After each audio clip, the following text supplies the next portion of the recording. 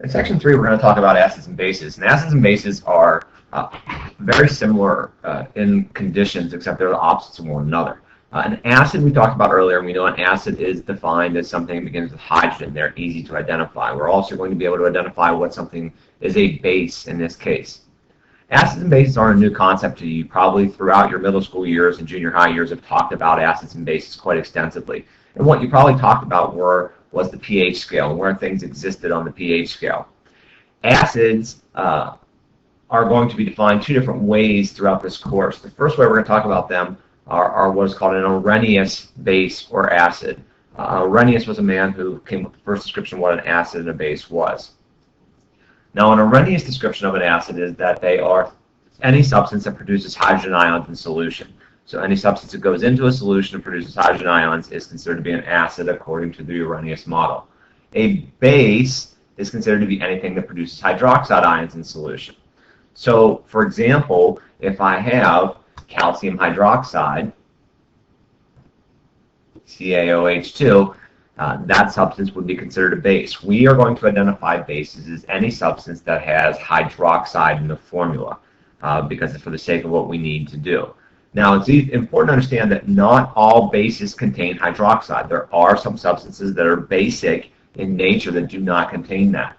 For example, NH3 is an example of a base. The reason why it's a base is because when I put it in water, NH3 reacts to form an ammonium ion and a hydroxide ion. So even though ammonia does not contain hydroxide in its formula, remember again, an Arrhenius definition says produces hydroxide ions in solution. So ammonia does produce hydroxide ions in solution, therefore making it a base. Now, the general properties of acids and bases are things that, again, you've talked about all the way along the lines from middle school up to high school and junior high and in between, and maybe even elementary school. The general properties of acids are that they are a little bit sour taste. Vinegar, for example, is an acid. Citric acid, which is an orange juice, and lemon juice is an acid. It makes them sour. A lot of those candies, Sour Patch Kids, things like that, have citric acid on them to make them sour. They cause color changes in things, and they will produce electricity. And all these general properties are found in your book on page 130 as well, if you want a more detailed list. Bases have the opposite. They tend to be bitter in taste, a little more slippery to the feel. If you get soaps, for example, they feel like that in your hand. If you get a hydroxide on your hand, it's slippery, because what hydroxides do is they dissolve the oils in your hand and change them to soap. That's how soap is made, is using strong lye or sodium hydroxide. On the pH scale, general properties are that acids will have a pH that is less than 7. So anything less than 7 is considered to be acidic.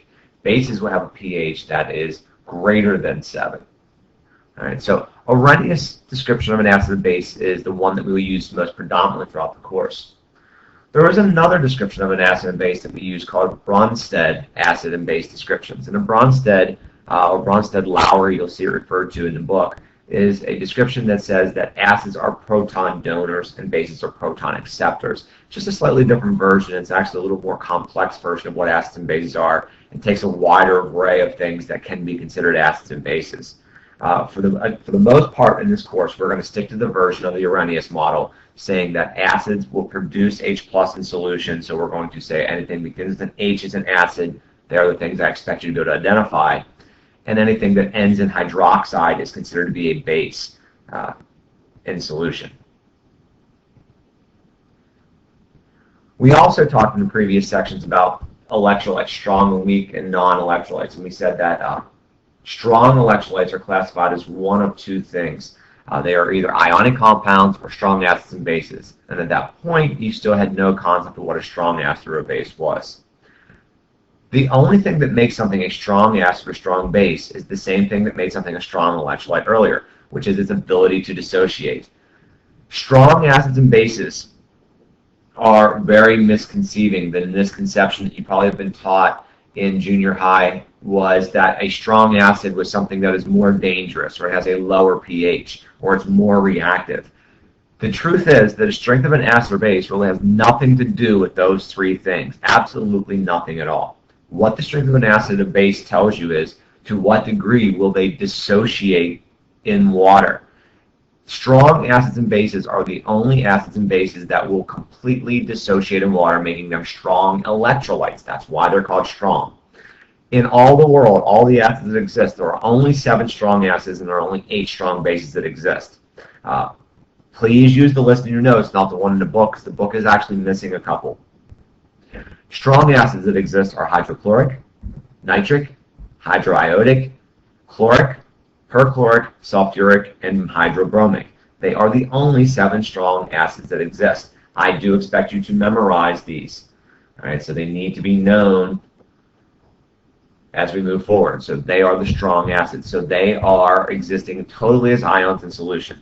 Any other acid that's not on this list is considered to be a weak acid, which means they will only partially ionize in solution, which means they are weak electrolytes. And that's important to know as we move forward throughout the rest of the course.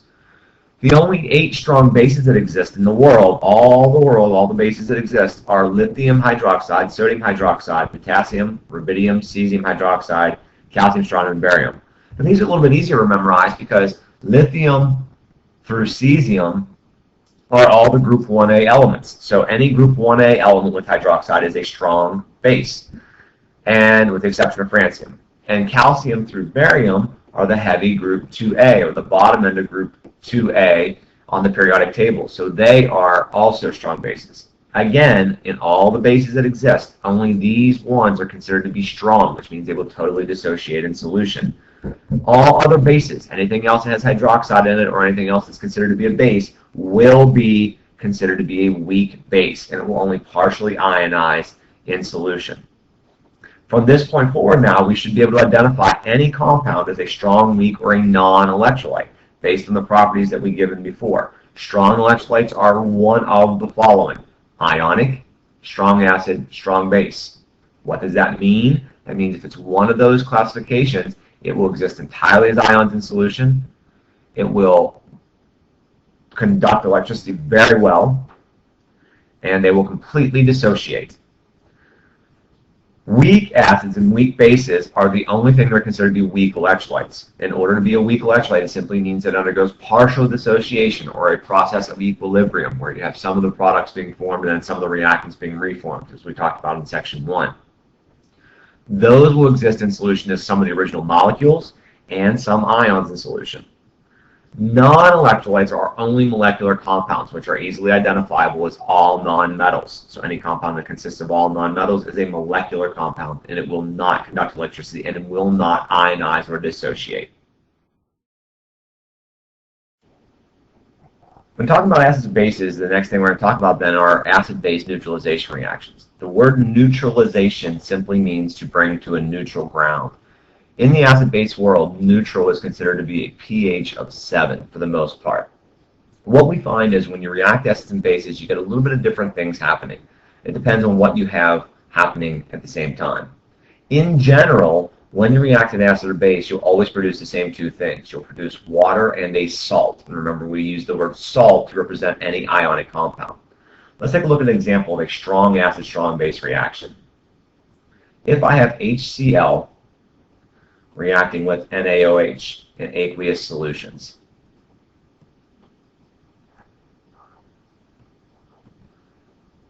when they react, it's a simple, typical double displacement reaction. Hydrogen is going to go with hydroxide on the other side to form H2O, because hydrogen, hydroxide, HOH, H is +1, OH is -1, and that is rewritten as H2O. So keep that in mind. Anytime you see HOH, that is H2O. And that is a pure liquid. And we don't put AQ with that because water is a pure substance that exists naturally in liquid form. It's not aqueous. Aqueous means it's dissolved in water, and water is not dissolved in itself. The other product then would be sodium going with chlorine. Sodium is +1, chlorine is -1, so it would be NaCl. So in this example, we have, again, 2 products, water and a salt, in this case sodium chloride. So when you have strong acid, strong bases, you're going to have that. Whether you have strong acid, strong base, weak acid, weak base, or any of those in between, you're going to have those things. Now, the difference between the different types of reactions is where your pH is going to be at the equivalence point, or at the end of the reaction when you have reached them. The equivalence point is the point at which the number of hydrogen ions and number of hydroxide ions in solution is equal. And what we find is this. When you have a strong acid and a strong base reacting, at the equivalence point, the pH will be 7. When you have a strong acid and a weak base reacting, and you have reached the equivalence point, something a little bit different happens. What we find is at the equivalence point where the hydrogen and hydroxide ions are equal, we end up with a pH that is less than 7. All right, so at equivalence point, we don't always have a pH of 7, or at neutralization, we don't always have a pH of 7. If we have a strong base, weak acid, the pH will be greater than 7 at equivalence point. Again, when we start talking about titrations later on, we'll understand why this is important to us as we choose a correct indicator for our reactions. And then finally, if we have a weak acid, weak base, we find that the pH can be greater than 7, it can be equal to 7, or it can be less than 7. It really depends on what acid and what weak base we have. So it's a range in between. Now, the way you can always remember this is, I always have an expression is that nature favors the strong. So, for example, if a strong acid, strong base, they're totally equal in one another, so we're going to end up equal in the middle with pH 7. If I have a strong acid, weak base, nature favors the strong. What's the stronger of the two? The acid. Acids are less than 7, so at equivalence point, we're going to have less than 7 as a pH. At a strong base, weak acid, we're going to have a pH greater than 7 because it's favoring the strong, which in this case is the base. And a weak acid, weak base can be anywhere in between because they're both relatively weak, so we could have greater than 7, less than 7, or equal to 7, depending on what the values or what the strength of the weak acid or weak base may be. Now, another type of reaction that occurs between acids and bases occurs between bases that are salts. Some salts naturally are basic. We have what are called basic salts, acidic salts, and neutral salts. And what that's referring to is those salts in solution. Some salts, when dissolved into solution, produce a basic solution. Some salts, or ionic compounds, when dissolved into water, produce an acidic solution. Some salts, when they're put into water, produce a neutral solution. Now, what we basically learn is this. The most common salts that produce a basic solution, thereby reacting with an acid, are carbonate, bicarbonate, sulfite, and sulfides. Those 4 salts generally produce the most basic solutions, or all the salts that we see, they'll be the ones that are most commonly basic. What happens when you react an acid with a basic salt is that you get a gas formation. And in general, again, I don't expect you to memorize anything in particular because you can figure it out using your rules of writing equations. Carbonates will always form water, carbon dioxide, and gas. So anytime you have a carbonate or a bicarbonate, so for example, if I had hydrochloric acid reacting with sodium bicarbonate, NaHCO3, which is baking soda, it would produce the same 3 things: water, sodium chloride, in this case, because it's going to take the cation from here and the anion from here, and then the other thing will be the carbon dioxide, and that'll be the bubbling. So if you've ever put in vinegar with baking soda and watched it fizz, that's what you're seeing. You're seeing an acid and basic salt-producing gas. Same principle. All these are doing that same sort of thing. They'll produce fizzing when you mix them together. In one of the labs we do for this chapter coming up, you will see that reaction. Sulfites will basically do the same thing, except instead of producing carbon dioxide, you produce sulfur dioxide. So again, if I have hydrochloric acid reacting with sodium sulfite, Na2SO3, I'll get water, sodium chloride, and sulfur dioxide as the gas. And sulfur dioxide is what's used, and that's what produces a lot of things in the air that produce acid rain. Sulfides do the same thing. If I have sodium sulfide and I react with hydrochloric acid, I'm going to get hydrogen sulfide gas. I'll get a gaseous hydrogen sulfide or hydrogen compound, and that's the smell of rotten eggs, if you've ever smelled that. And then again, sodium chloride. is being formed in solution. So you would see the bubbling of the gas. Now, this type of reaction was actually very famous or very infamous, I should say, in history. And during World War II, it was a acid-basic salt reaction that actually exterminated a lot of the Jews in the concentration camps.